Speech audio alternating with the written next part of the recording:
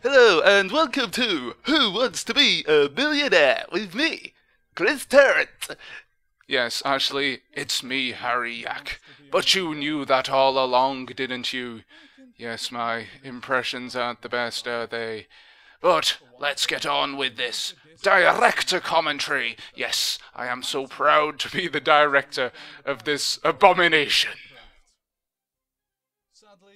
No, normally I don't do this sort of thing. After all, you're not interested in the thought processes and everything that goes into the editing process, are you? Or are you? But in this case, I wanted to make a special exception, because this game is one that particularly cheesed me off for one reason, and I will go into that momentarily. So if you're ready, let's play. Thank you, Chris. I am indeed ready to play. Incidentally, they used all the same vocal clips from the first game in about 5 or 6 subsequent editions, I believe. Well, at least some of those are in the PlayStation 2 version. Yes, I'll probably end up talking about the PS2 version of this game a little bit later on, when I run out of things to say. So there's a long story behind me doing this video. In a sense, it's one I've planned to do ever since I started doing video reviews, in inverted commas, for Tinternets. Ghost audience, yes. That's one of the things that brings this game down in my estimation, even though it is on the PS1. But where the heck was I? Oh yes, this game is forever linked with me with my local video shop, because that's where I had my first experience with it. Yes, we'll call it an experience. Normally, of a weekend, I would hop down to my local video shop and rent ISS 98, the one with the Metal Gear Solid demo disc. Double the fun. But on this particular occasion, I walked in and saw that Who Wants to Be a Millionaire badge staring at me, saying, "Rent me! Rent me!" And I ended up doing. But the story actually goes even further back than this, because about 6 months ago I'd read in the magazines that Who Wants to Be a Millionaire was a terrible video game. And at the time, I believed them. You see, I was a huge fan of the TV show, as a lot of people were around the time. In fact, in general, I was a massive fan of all those cheesy daytime television quiz shows, and I still am to an extent.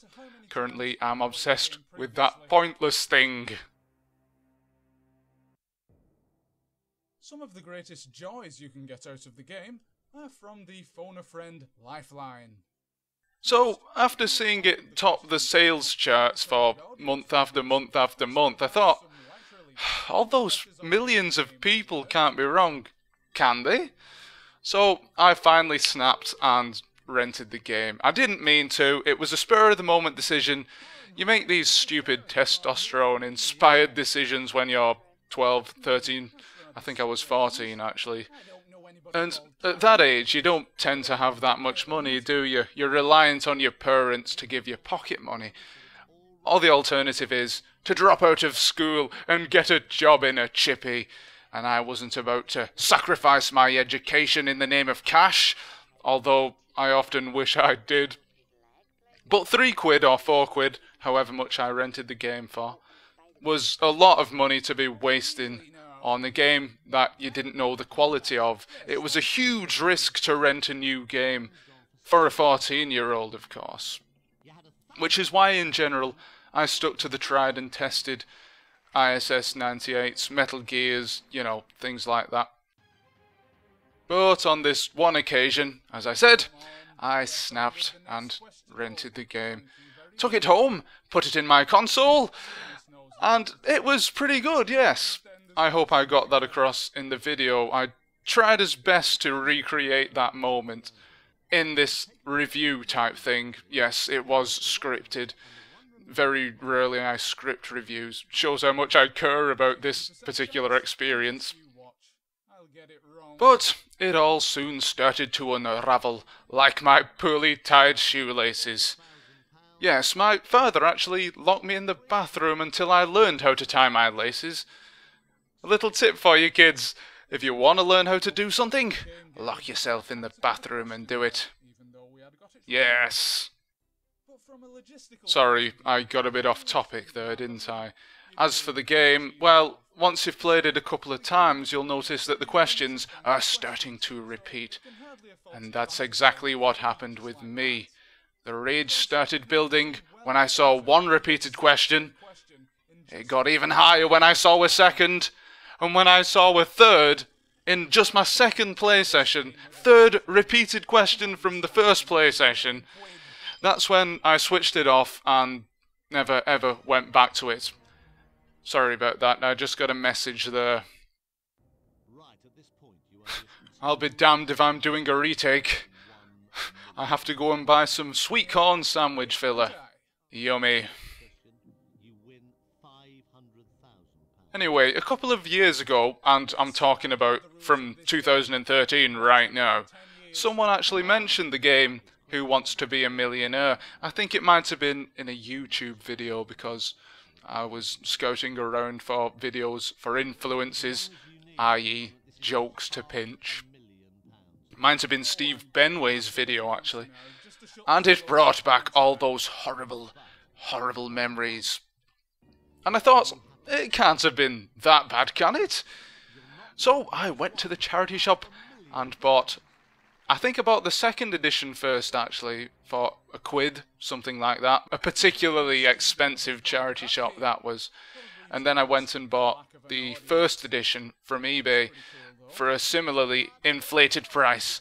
£1's too much for these abominations. Calm down, calm down. Blasted phone, stop texting me. So, by the time I'd purchased the two games, I knew exactly how I was going to do the video. In fact, the whole thing was written out before I went out to buy them. Spent all that money on them. Hold on a minute. Wait for it. Rehashed intro sequence in 3, 2, 1. And neither can I. Wikipedia is normally... Yeah, of course, it has to load, doesn't it? Just like in the TV show.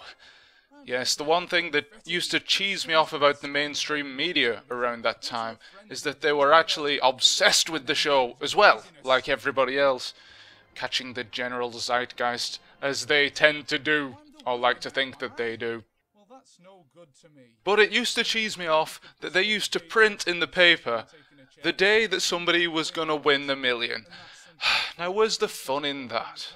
Imagine if they did that for Pointless now, when somebody wins the jackpot. I know it's only like 10,000, 20,000 quid at the most, but it takes a lot of the enjoyment out of it. Ah, the second edition, the purple flavour. This was the one that I hadn't played when I was a kid, so I tagged on an extra little bit at the end of my script for this. I did have the PC version actually, or at least my dad did. It was one of his favourite games. In fact, there was that and pretty much nothing else. It was the only thing that he would play. So I guess that's a working example of how this game appeals to the casual gamer. Both the intro movie and the in-game cinematics have been improved somewhat by the simple fact that there is an audience this time. Ah yes, the inclusion of an audience is a massive improvement in my eyes, although it did add some loading times. Or maybe they added loading bars which weren't present in the first version. It was just abrupt halts for about 10 seconds and you didn't know what was going on. You thought your computer might have frozen. But the new purple flavour was brought in to reflect the actual television show's new atmosphere. And I believe they've changed it a couple of times since then. The one they have currently, well, don't ask me about that. The atmosphere, there's something about it that's not quite right. Adding the time limit on the early questions, it feels like they're sucking the last life out of an already dead format to me. They should euthanize it, or keep it in its original format and use it just at Christmas and birthdays and things like that. Just bring it out. Bring out the big guns for the big ratings. Well, I suppose they are doing that, kind of, but like Victor Meldrew, I believe they should have killed it off. I can't believe this, but I'm afraid that's not the right answer. It's D. Ah, it's all so obvious when you know, isn't it? As they say, it's only easy if you know the answer. Or, as Chris would say, it's only easy if you know the answer. Sorry, I'm not going to do any more impressions. Maybe. But I did say that I was a huge fan of the show when I was a kid, to such an extent that I did a GCSE essay on the subject. It was something like, what makes viewers want the people on the show to win the £1 million when they've never met them in their life? How does the show build an atmosphere to such an extent that you get roped into it, as if you're actually there playing the game all by yourself, almost as if you were playing a video game? I was going to dig out my old exercise book so I could read you an excerpt from that, but I decided not to. I'm going to leave it lie, because these things are never as good as you remember, are they? I prefer to leave it at the memory of me being an awesome writer. I did get a pretty good mark in the end, actually. A high B or an A, which, for me, is fantastic. Because I'm useless at English. Or should I say, useless at English. But a couple of weeks earlier, I'd been reading The Making of Who Wants to Be a Millionaire, a book which I'd bought from the Book Clearance Centre in Wigan Town Centre, actually. Yes, they recently reopened that, but enough about Wigan news. I wouldn't say I stole stuff from the book, but I will say it was an invaluable resource, and I do recommend it to any fans of the show out there. If you're 14 years old and planning to write a GCSE essay on the show, although I don't know why you'd want to these days. Is it still relevant? I mean, it was massively influential. It and The Weakest Link probably are the greatest influences on the game shows that you've got today. So I suppose you might want to. In fact, kids, if you're doing your GCSEs and like quiz shows, then may I recommend Millionaire. There's plenty of source material available on the internet and Challenge TV on the repeats, so why not give it a go? And if you contact me, your Uncle Harry will send you my coursework papers, so you can copy them as well. Well, you picked the wrong friend game. Actually, thinking about it now, I regret not getting in touch with some of the people who worked on the programme so I can get some interviews with them. I may still do that. Hey, if anybody is listening out there, is watching this, get in touch with me and we can do an interview. Yeah! The email address is harry@illiterate.co.uk. Please don't send me spam mail, or I will send you some back. And you certainly don't want Harry Yack spam mail. Here's a fun fact. I did actually consult Google and Wikipedia for the answers to some of these questions in this video. Believe it or not, I'm not the ultimate brain box of all time.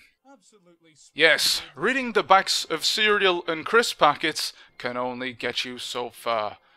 But some would actually equate reading Wikipedia to the same as reading the backs of cereal and crisp packets. But not me, because I believe, just like that Making of Who Wants to Be a Millionaire book, Wikipedia is indeed a valuable resource for all of us. Except the page on Plattbridge. Nothing on that is correct. Actually, I do have a vague recollection that on one occasion, one of the contestants phoned up the phone a friend, and you could hear them tapping away at the keyboard looking up the answer. What a brilliant idea. Just have your mate sat in front of his laptop all afternoon saying, "Hey, I'll give you 32,000 quid if you get me the answer correct." What an incentive that is. I mean, someone like me, I'm sat in front of my computer all day anyway, so I'll be your phone a friend if you want to do that with me. Just contact me via the aforementioned email address. Ah, the golden days of Who Wants to Be a Millionaire, when you could cheat the system.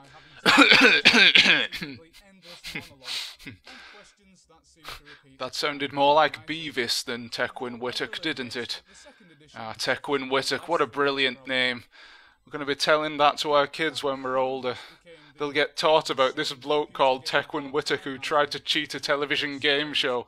Oh yes, the future's going to be fantastic, isn't it? Hang on, I'll just add that to my list of things that they should teach in schools. So that's how to vandalize Wikipedia, why not to play the Atari version of Pac-Man, and the Major Ingram scandal. There you go. I'm not sure why I made that Gran Turismo 2 reference there. But as for the game, well, it isn't totally crap. You can get it for 50 pence, as I've said, and that's not a bad price for what it is. You can get your grandma around at Christmas and play it with her. It's a game that all the family will love. But as I said, it's not a game for a hardcore gamer. Take it for what it is. And my time's run out now, so I'll see you soon.